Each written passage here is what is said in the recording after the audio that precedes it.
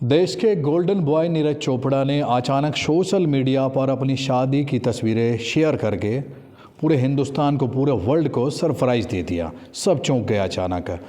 इस वक्त इस विषय पर, शादी पर बातचीत करने के लिए हमारे साथ उनके घर पर उनके चाचा सुरेंद्र है। सुरेंद्र जी, पूरे देश को सरप्राइज़ दे दिया आप लोगों ने।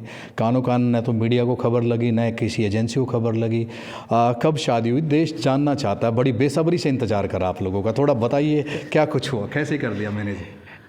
देश ने तो जान ही लिया है, क्योंकि एक पोस्ट से देश को पता लग ही गया कि शादी हो चुकी है। जानना चाहते हैं चाचा से कि कैसे हो गया, कहाँ की, कैसे कैसे रहा। तो देखो, उम्र तो हो ही चुकी थी मुझे लग रहा है, और काफ़ी सारे लोग ऐसा बोल भी रहे थे, कंफ्यूज भी थे, अभी नहीं करनी चाहिए, करनी चाहिए, एक ओलंपिक खेलना चाहिए, 2 खेलना चाहिए। तो अभी मुझे लग रहा है कि फिर 2 साल तक नीरज के कंपटीशन फिर चलने वाले हैं। तो यदि ये अब भी ना करते मैरिज, तो 2 साल बाद फिर टाइम चला जाता। तो ये रीज़न रहे इसको ऐसा करने के लिए, और ये सब कुछ अचानक से नहीं हुआ, बिल्कुल एक योजनाबद्ध तरीके से हुआ है। कब से योजना था? प्लानिंग तो काफ़ी लंबी लगती है। नहीं, इतना बड़ा फंक्शन था ही नहीं, एक्चुअल में फैमिली फंक्शन था। और फैमिली सुनने में आ रहा है कि 2 मंथ लगातार चाचा सुरेंद्र, भीम चोपड़ा, पिताजी सतीश चोपड़ा, तमाम लोग लगे हुए थे। कैसे, मतलब मैनेज कैसे कर लिया, वो लोग जानना चाहते हैं। थोड़ा सा बताइए, ज़्यादा नहीं। नहीं, यदि ये इतना बड़ा फंक्शन होता तो मैनेजमेंट दिखती कि भाई हज़ारों लोगों को बुलाया हो। ये तो एक फैमिली फंक्शन था जिसमें मैक्सिमम 65-70 लोग ज़्यादा से ज़्यादा रहे हैं। कौन लोग थे वो, परिवार से या कोई भी? वो दोनों फैमिलीज़ कितने बन जाते हैं। उनका जो लड़की पक्ष है उनका भी ज्वाइंट फैमिली है, अपना भी ज्वाइंट फैमिली है। तो 20-20, 25-25 लोग तो हमारे फैमिली के ही हो जाते हैं। 50 लोग तो फैमिलीज़ के ही हैं दोनों के। अच्छा। तो उसमें कुछ 10 गेस्ट हैं जो रीति रिवाज में कंपलसरी थे। उसमें नीरज की टीम के लोग साथ में थे, जो मैनेज करने के लिए साथ में खड़े रहे। मीडिया वाले थे, सॉरी वो फोटोग्राफर थे। तो मीडिया से बिल्कुल इस तरह से सस्पेंस एक्चुअल में वो मीडिया के लिए नहीं था। मुझे लग रहा है कि वो इतने अच्छे से हम लोग इंडिया में कर पाएँ, अपने देश में कर पाएँ, ये सब इसलिए ज़रूरी था। मीडिया का कोई डर नहीं कह सकते, क्योंकि मीडिया तो हमेशा सपोर्टिव ही रहती है, खिलाफ में नहीं रहती। लेकिन जो लग रहा था कि भाई इंडिया में रह के वो प्राइवेसी क्यों नहीं हो सकती, तो हमने वो कोशिश की।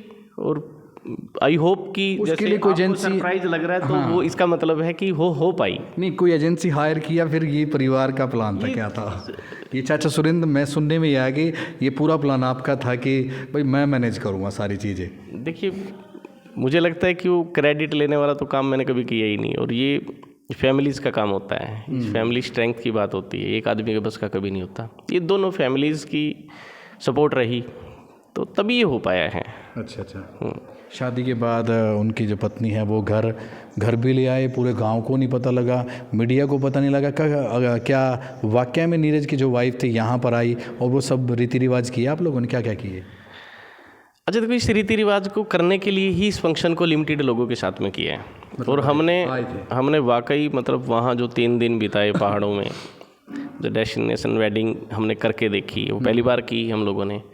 बड़ा मज़ा आया।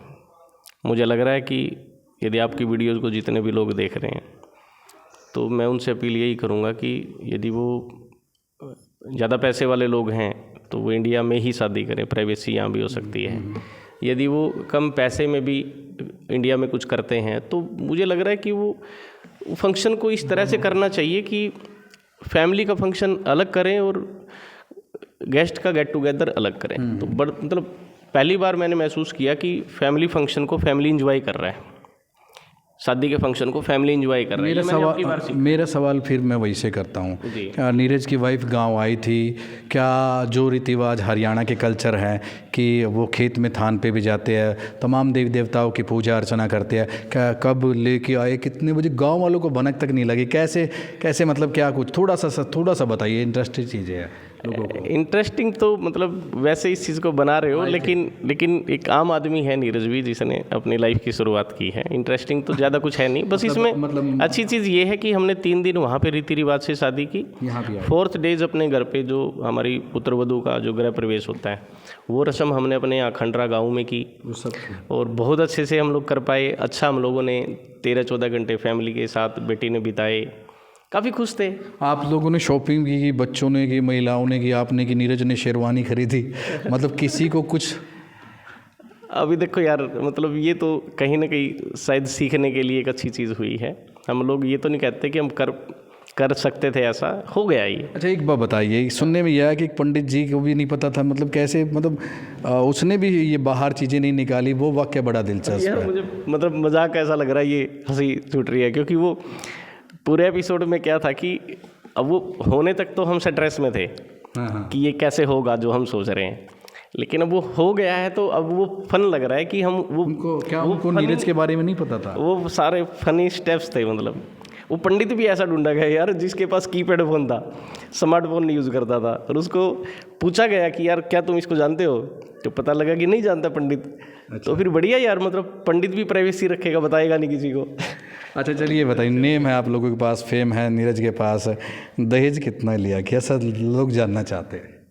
अब देखो हमने तो सुना है कि 1 रुपये लिया। हमने वैसे तो देखो अपना देश ही ले लिया, क्योंकि अपने देश में इस फंक्शन को कर लिया, तो हम लोग जो चाहते थे कि अपने देश में सब कुछ वो कर लिया।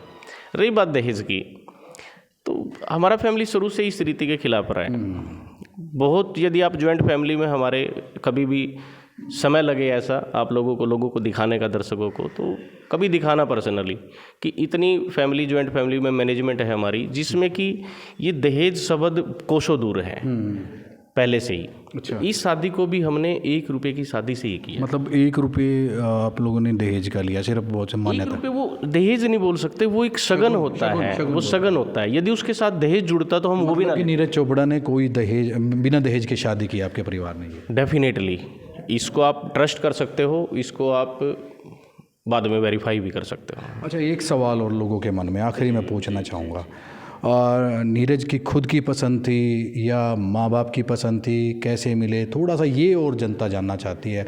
लव प्लस अरेंज क्या कुछ रहा होगा? देखिए वो एक ही फील्ड के दोनों बच्चे हैं, एथलीट रहे हैं, वो एक दूसरे को जानते थे बहुत, मतलब एक दूसरे को काफ़ी, आपने मीडिया में इधर उधर से सुना भी, कभी किसी के साथ कुछ चलता था, कभी किसी के साथ।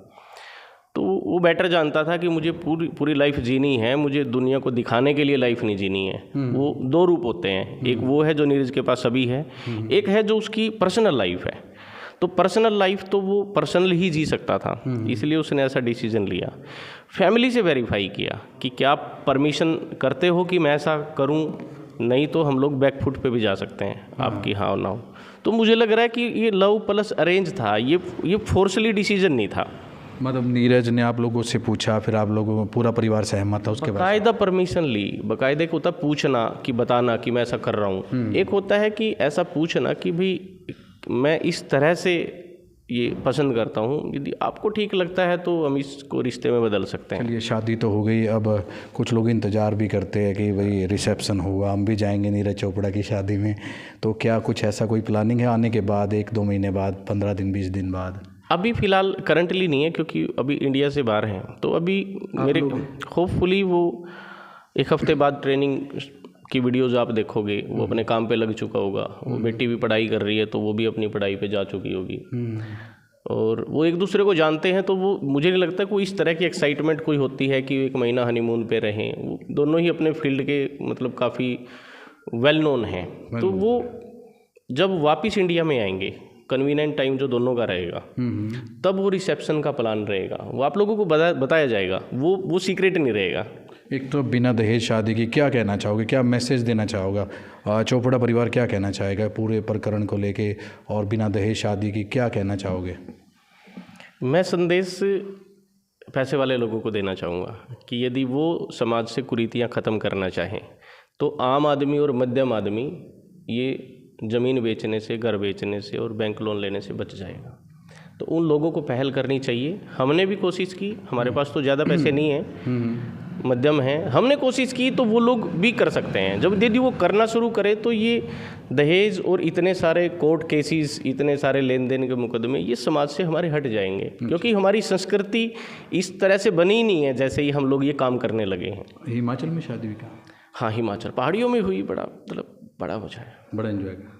चलिए शुक्रिया। तो हमारे साथ नीरज चोपड़ा के चाचा सुरेंद्र चोपड़ा थे, जिन्होंने आज तक से खास बातचीत की, और पूरी प्लानिंग के पीछे सुरेंद्र का भी नाम बताया जा रहा, हालांकि पूरा परिवार था, और लगभग 2 महीने से तैयारी की थी। और सबसे बड़ी बात, नीरज चोपड़ा ने बिना दहेज के शादी की, 1 रुपया सुगुन का लिया। तो एक मैसेज इन्होंने पूरे समाज को भी ये दिया है कि भाई दहेज प्रथा ख़त्म करनी चाहिए और जो सस्पेंस था वो धीरे धीरे हटता भी जाएगा। इन्होंने ये भी कहा कि धीरे धीरे जो तस्वीरें हैं शादी की वो भी धीरे धीरे सोशल मीडिया पर सामने आती जाएगी। अपने सहयोगी के साथ प्रदीप रेड्डू, आज तक।